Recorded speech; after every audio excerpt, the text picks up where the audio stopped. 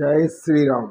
ప్రారంభంలో గుణనిధి పైకి లేచి, గురువుగారు, మానవుల యొక్క ప్రవర్తన, వారి తీరు, వారి హావభావాలు, వారు మాట్లాడే మాటలు, వారు ఇచ్చేటటువంటి గౌరవ మర్యాదలు, ఇవన్నీ కూడా అభ్యాస ఫలితమే అని అంటారా అని అడిగాడు.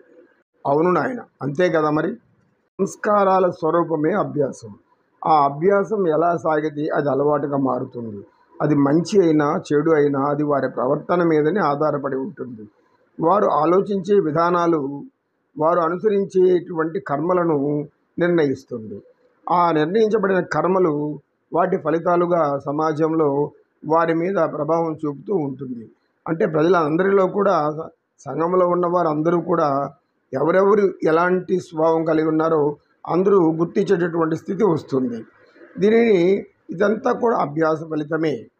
కానీ స్వామి వివేకానంద వారు ఏం చెప్తారంటే, మీరు చెడు మార్గంలో వెళ్ళి చెడు గుణాలు అలవాటు చేసుకుని చెడ్డవారుగా ఈ సమాజంలో ముద్రించబడి మీరు అనేక కష్ట నష్టాలకు లోనై, చీత్కారాలకు లోనై, అనేక మంది మిమ్మల్ని నానా రకాలుగా ఎత్తి పొడిచే మాటలు మాట్లాడుతున్నా మీరు బాధపడకండి. మీరు ఎటువంటి పరిస్థితులు ధైర్యం కోల్పోకండి. మనోధైర్యం కావాలి. మీరు ఏ పరిస్థితులలో చెడువారుగా మారి ఉంటారు. మీ చెడు కర్మలకు ప్రభావం అనేక కారణాలు కావచ్చు. మీ ఆర్థిక పరిస్థితులు కావచ్చు, మీ సామాజిక పరిస్థితులు కావచ్చు, ఇక చుట్టూ ఉన్న బంధువుల యొక్క ప్రభావం కావచ్చు. ఇవన్నిటినీ కలిపి మీ యొక్క గుణానికి ఒక కారణం అవుతూ ఉంటాయి. అయితే ఆ కారణాలన్నీ కారణంగా కాకపోయినా మనం చేసుకున్నదే అలవాటే మనకు ముఖ్యమైన కారణం. సహజంగా కొందరు ఇలా పాడైపోయాయంటే ఇది వారి వల్ల నేను పాడైపోయాను, వీరి వల్ల పాడైపోయాను, వారిని చూసి నేను ఇలా అయ్యాను అంటే, వారు ఎలా చేస్తే నువ్వెందుకు చేయాలి? వారు తప్పు చేస్తే నువ్వెందుకు తప్పు చేయాలి? ఒకరు ఎదవ అయితే మనం ఎందుకు వెదవ కావాలి? ఆలోచన ఉండకుండా పోయి ఉంటుంది. పోనివ్వండి. అలాంటి జీవితానికి ఇప్పుడు మీరు గ్రహించారు అంటే, సత్యాన్ని గ్రహించిన తర్వాత మనం పశ్చాత్తాపడ్డం మొదటి లక్షణం. మనం చేస్తున్న పని తప్ప కరెక్టా, అది ధర్మబద్ధమా, ధర్మ విరుద్ధమా, ప్రతి కార్యానికి మనం నిర్మించుకుంటూ మనకు మనమే ఆత్మ పరిశీలన చేసుకుంటూ వస్తూ ఉంటే మనలో మార్పు అనేది సంభవిస్తుంది.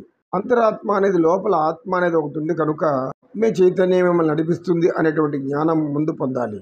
చైతన్యం మనల్ని హెచ్చరిస్తుంది.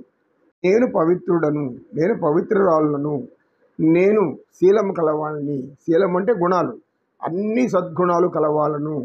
కలదానిని అని స్త్రీలు, కలవాడిని నేను అని పురుషులు అనుకుంటూ అలా జీవించగలుగుతూ ఉండాలి. ఎలా అన్నా గడిచిపోనివ్వండి. ఇప్పుడు నేర్చుకున్న తర్వాత, తెలుసుకున్న తర్వాత ఇది చేయడం అధర్మం, అది చేయడం ధర్మం అటువంటి జ్ఞానం పొందిన తర్వాత ముఖ్యంగా మనకు కావాల్సిన ధర్మమే. ధర్మో రక్షితి రక్షిత అనేది మన హైందవ సనాతన ధర్మంలోని మొదటి మాట. సమాజానికి, ఇతరులకు హాని కలిగించేటివన్నీ కూడా అధర్మ కార్యక్రమాలే. అందరికీ మేలు చేసే విధంగా, వారికి ఉపయోగపడే విధంగా, తోటి వారికి సహాయం చేసే విధంగా మనసుని మార్చుకుంటే అప్పుడు మనం మంచివారం అవుతాం. అప్పుడు వారికి కూడా మంచి చేయడానికి అలవాటు అవుతుంది. దీనిని శీలము అంటారు. శీలము అంటే గుణము, గుణాలు, సద్గుణాలు. గుణాలు అంటే ఏమిటి? కొన్ని మనకున్నాయి సద్గుణాలు, అవన్నీ మిత్రులు మనకు. అంటే చిత్తానికి ఉన్న మిత్రులను చిత్తం మర్చిపోకూడదు. మిత్రులు ఎవరెవరే అంటే కరుణ, జాలి, దయ, ప్రేమ, నమ్మకం, విశ్వాసం, మంచితనం, అన్నిటికీ మించి మంచితనం, మంచి ప్రవర్తన, విచక్షణ, అజ్ఞానం, వినోదభరితమైనటువంటి జీవితం, గాయపడినటువంటి మాటలు, మనసు కూడా గాయపెట్టకూడదు. మాటలు అనేటివి అలా మాట్లాడాలి. గతంలో చెప్పుకున్నాం, మాట అనేది మంత్రం. పెదవి దాటితే అది ఎలాంటి మాటో ఆ మాట ప్రభావం చాలా తీవ్రంగా ఉంటుంది. ఉదాహరణకు సంస్కారవంతులు ఎవరైనా దగ్గరికి వచ్చి వారి ఆశీర్వాదం కోరితే వారేమంటారు? సుఖీ భవ. ఆడవారనైతే దీర్ఘ సుమంగళి భవ. పెళ్లిగానే వెళితే శీఘ్రమే కళ్యాణ ప్రాప్తిరస్తు, శుభం భూయవ. ఆ శుభకరమైనటువంటి ఆ దీవెనలు ఇస్తారు. ఆ దీవెనలు వారికి మంత్రాల్లా పనిచేస్తాయి.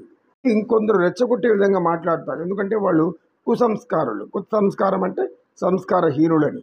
వారు రెచ్చగొట్టే విధంగా మాట్లాడి ఇతరులను చెడ్డవారి కింద సృష్టించుకుంటూ అందరికీ వెళ్ళి వీడు చెడ్డవాడు, వీడు దుర్మార్గుడు, వీడు పాపం చేసినవాడు అని రకరకాలుగా చెబుతూ ఉంటే వ్యతిరేక విధానాల్లో అది అందరికి కూడా అది ఒక మంత్రంలాగా పనిచేసి అటువంటి భావనే వారి మీద కలుగుతూ ఉంటుంది. నిజానికి వారు ఎటువంటి వారో తెలుసుకోలేదు వీరు. వినడం ద్వారానే మాత్రమే గుణాలు నిర్ణయించుకుంటున్నారు. అది సరైనటువంటి శీలం కాదు, అంటే సహజమైనటువంటి గుణం కాదు.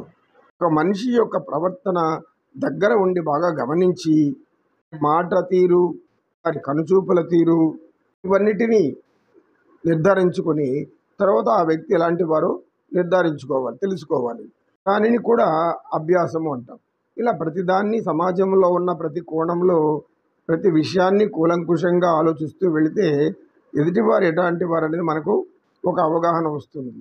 అంటే ఎదుటివారు ఎట్లా పోతే మనకెందుకు, మనమే మనలాగా ఉండిపోతాం అనుకుంటే అది మానవుడిగా జన్మించిన తర్వాత సమాజానికి శ్రేయస్కరం కాదు. ఎందుకంటే సమాజంలో పేదవారు ఉంటారు, రోగులు ఉంటారు, ఇంకా అనేక దీనస్థితిలో జీవించే వాళ్ళు ఉంటారు, అభాగ్యులు ఉంటారు, నిస్సహాయులు ఉంటారు. అలాంటి వారి గురించి ఆలోచించాలి. అలాంటి వారి గురించి ఆలోచించినప్పుడే మనలో సత్శీలత అంటే సద్గుణాలు అలవడినాయి అని అర్థమవుతుంది. సహాయం చేయడానికి మనకు స్తోమత ఉండి కూడా సహాయం చేస్తున్నాము అంటే దానిని సద్గుణము అంటారు.